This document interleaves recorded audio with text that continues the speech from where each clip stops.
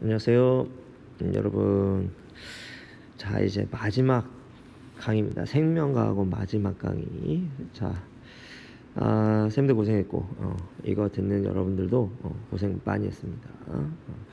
자, 여기는 뭐 특별히 그냥 쭉 읽어보면 다 이해할 수 있는 부분이니까 좀 간략하게 빨리빨리 넘어가 보도록 할게요. 자, 생물 다양성이 중요한 건 알았죠? 그렇지. 생물 다양성을 그럼 우리가 보존해야 되는 말이지. 뭘 알아야 될까?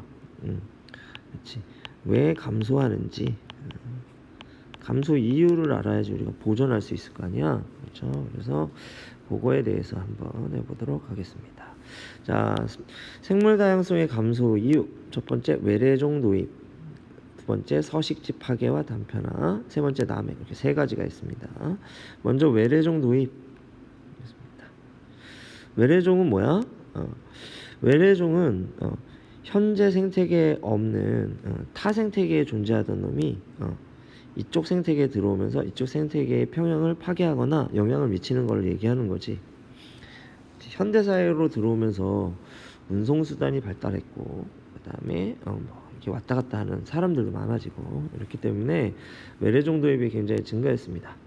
그렇죠? 외국에 있는 뭐 작물들을 우리나라에 도입해서 키운다거나 아니면 생물들을 뭐 식용으로 들여온다거나 이런 일들이 많단 말이야. 그래서 이 외래종들이 들어오는데 새로운 생태계에 얘네들이 뭐 하다 보면 유출되다 보면 문제가 생길 수 있다는 거죠. 그래서 자기 원래 서식지에서 그들을 제한했던 포식자나 기생생물이나 질병 등으로부터 자유로워지는 경우가 있어. 그러면 번식력이 높아지겠죠. 그렇지? 그래서 고유종과 경쟁을 해. 그럼 이 고유종이 피해를 입겠지. 또는 고유종을 막 잡아먹어. 그럼 전체적으로 군집이 파괴된단 말이야. 그래서 생물 다양성을 위협하게 됩니다. 그렇지? 그래서 야, 이거 심각한데? 그러면 인간들이 또 여기 개입해가지고 인위적으로 막 조절하다가 비용도 많이 들고, 그다음에 그 개체수 조절이 성공한다는 보장도 없습니다. 아주 시간이 오래 지나가야 다시 평형을 회복하게 되고, 평형을 회복했을 때 그전 생태계보다 더 좋아진다고 장담을 할 수가 없겠죠. 대표적인 게 뉴트리아, 블루길, 가시박 뭐 이런 것들이 있고요. 뭐 황소개구리나 뭐 이런 애들도 있죠. 붉은기 거북 같은 애들, 이게 외래종입니다. 다음 두 번째, 서식지 파괴와 단편화입니다. 자, 서식지가 파괴되면 당연히 생물 개체수가 줄고, 그렇죠? 그다음에 종수도 줄겠죠. 그렇죠? 그래서 농경지 및 도시개발 벌채.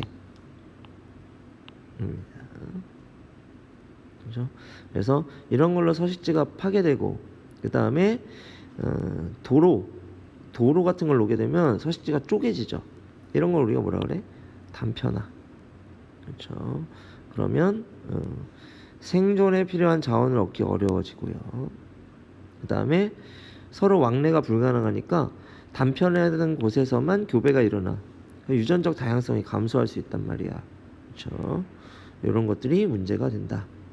그래서 주로 이 단편화에서 시험 문제가 나오는데 요거 한번 볼게요. 단편화의 문제 뭐냐?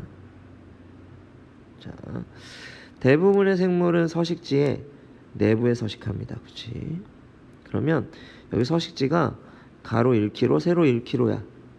근데 가장자리 100m 이렇게 둘레는 가장자리 면적이라서 숲속 한가운데 사는 생물들, 이 가운데 내부 서식지에 사는 생물들은 요 가장자리에 살 수가 없다면, 그럼 요 원래 서식지의 면적이 얼마가 되냐? 양쪽으로 100m씩 빼니까 800m 이렇게 되죠.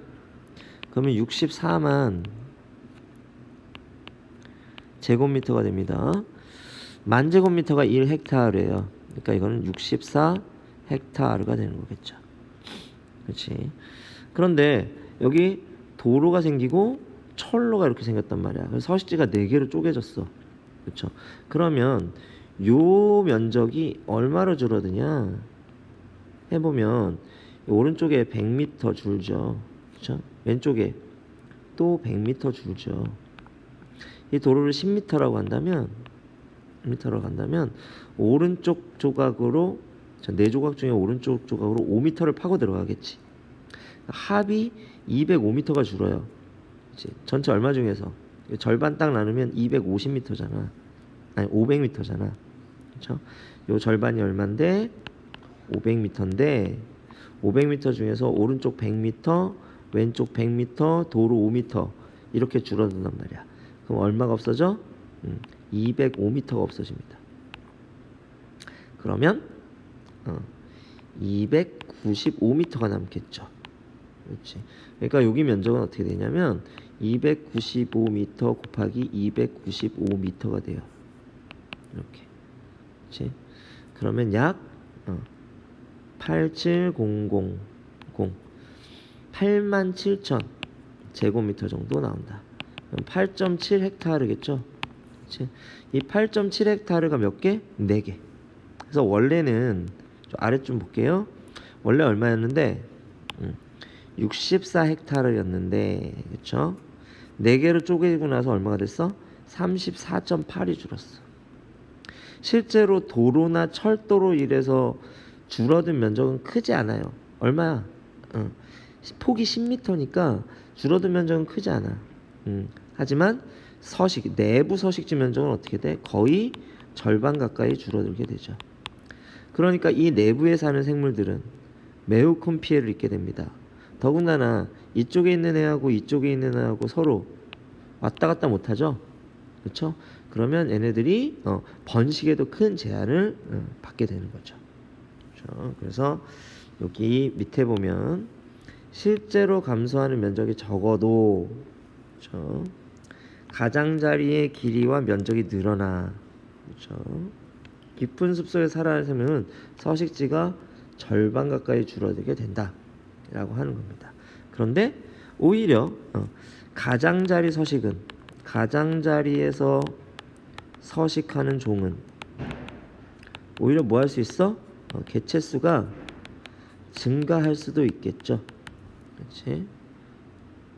그 다음에 얘네들이 서식자 단편화가 뭐 진행되면은 피해가 워낙 큰데 그나마 그거를 최소화시켜 줄 수 있는 방법은 뭐냐면 요 사이를 어떻게 이렇게 이어주는 거예요. 이렇게 이어주는 거 우리가 뭐라고 부릅니까? 생태 통로라고 하죠. 생태 통로를 이렇게 만들어주면 서식지 단편화의 피해를 어떻게 그나마 좀 줄여줄 수 있는 대안이 될 수가 있다. 이 정도 알아두면 되겠습니다. 그렇죠? 아이고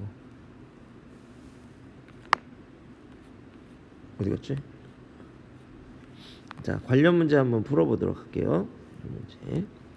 그림은 서식지의 분할 과정을 표는 분할 전 서식지 가와 분할 후 서식지 나에 서식하는 동물종 A에서 D의 개체수를 나타내는 것이다. A, D는 하나는 가장자리에 나머지는 내부에 서식한다. 이렇게 보겠습니다. 일단 여기서도 가하고 나하고를 비교해보면 가장자리 면적이 많이 늘어난 것을 알 수가 있죠. 그렇지? 그래서 분할이 되면 일단 가장자리 면적은 늘어납니다. 그러니까 A종 보세요.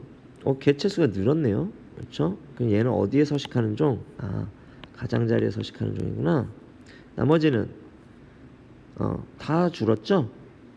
하나는 아예 없어지기까지 했네요. 이거는 내부 서식종인 것을 알 수 있겠죠. 서식지 분할로 내부 면적분의 가장자리 면적은 커졌다 라고 했는데 서식지 분할하면 내부 면적은 줄어들어요. 가장자리 면적은 커지죠. 분모가 줄고 분자가 늘었네요. 그럼 전체 값은 당연히 커지겠죠. 그래서 기억 맞고요. 가장자리에 서식하는 종은 B다. 그런데 B가 아니지. 뭐야? 그렇지. A입니다. 종 다양성은 가에서보다 나에서 높다. 라고 했는데 가는 어때? 종수가 4죠. 종수가 2. 종수 감소. 그렇죠. 개체들의 균일성 가 쪽이 훨씬 높죠. 그러니까 종 다양성은 어디서 높다? 가에서 높다. 그렇지. 나보다 높다. 이렇게 됩니다. 그래서 니은도 틀리고 디귿도 틀리네요. 이렇게 알아두면 되겠습니다. 다음 남획 뭐죠? 막 잡는 거야. 그렇죠? 그래서 과도하게 생물을 포획하는 거. 요거를 남핵이라고 합니다. 저인망업, 그쵸? 그 그물을 바닥까지 늘어뜨려 가지고 싹 긁어내는 거야. 그렇죠? 그러니까 뭐 초토화 되겠죠. 그다음에 어획 기술이 계속 발달하고 있어요. 그래서 바닷물 고기를 남획해. 그럼 어떻게 돼? 애들이 큰 개체가 될 때까지 견디지 못하고 다 잡혀버리니까 개체군의 크기도 줄어들고 각 개체의 크기도 줄어듭니다. 그렇죠? 그다음에 특히 이런 대형 포유류들 있죠. 이런 아이들은 워낙 개체 수도 적고 자손도 적잖아. 그러니까 남획으로 개체군이 급격히 감소해서 멸종 위기종이 많습니다. 뭐 아프리카 코끼리라든가 아니면 고래 이런 것들이 멸종 위기에 처하고 있다는 거 알아두시면 되고요. 다음 생태계 평형 어떻게 된다? 생태계의 평형, 생태계는 스스로 평형을 유지하려는 능력이 있습니다. 그렇죠? 그런데 이 조절 능력의 한계를 벗어나서 외부의 영향이 너무 크게 작용하면 생태계의 평형이 뭐 될 수 있다? 파괴될 수도 있습니다. 그 정도 알면 되겠죠. 생태계 평형의 파괴는 생태계 평형은 어떻게 유지되느냐? 첫 번째 먹이사슬로 유지됩니다. 그래서 해볼까요? 식물 군집이 번성하면 초식 동물이 늘어나고, 그렇죠? 그러면 식물 군집은 다시 감소하겠지. 그렇지? 식물 군집이 감소하고 초식 동물이 늘어났으니까 육식 동물도 늘어나고, 그렇죠? 육식 동물이 늘어나면 다시 어떻게 해? 초식 동물이 감소하겠죠. 그러면서 식물 군집은 다시 늘어나기 전 크기로 돌아옵니다. 알겠지? 그래서 식물 군집은 번성했다가 초식 동물이 번성하면서 다시 원상복귀 이렇게 되는 거죠. 초식 동물은 식물 군집이 번성하면 같이 번성했다가 식물 군집이 감소하면 얘도 같이 감소 이렇게 되는 거지. 육식 동물도 마찬가지. 이렇게 되겠죠. 이렇게 돼서 얘네들의 수가 일정 범위 내에서 증가와 감소를 반복하면서 유지가 되는 거야. 그래서 일시적인 변화는 다시 원상복구됩니다. 그렇죠? 이런 걸 우리가 생태계 평형이라고 이야기할 수가 있겠죠. 그렇죠? 하지만 너무 심각하게 파괴가 되면 문제가 생길 수 있다라고 하는 겁니다. 그래서 우리는 다양한 노력을 해야 된다라고 하는 겁니다. 어떻게? 개인적인 노력도 필요하고요. 사회적인 노력도 필요하고, 그다음에 국가적인 노력도 필요하다 이렇게 볼 수가 있어요. 그 구체적인 사례는 여러분들이 교과서를 한번 쭉 읽어보는 것으로 충분히 이해하실 수 있을 겁니다. 됐죠? 자, 이렇게 해서 우리가 생물 다양성의 보존 파트 이렇게 해서 마무리를 해봤습니다. 자, 여러분들 강의 듣느라고 매우 고생 많았어요. 자, 이제 올해 기말고사가 얼마 남지 않았죠? 그렇지? 그래서 좋은 결과들 거둘 수 있도록 하고, 아마 이 강의를 듣는 친구들 대부분 이제 고등학교 3학년으로 올라갈 겁니다.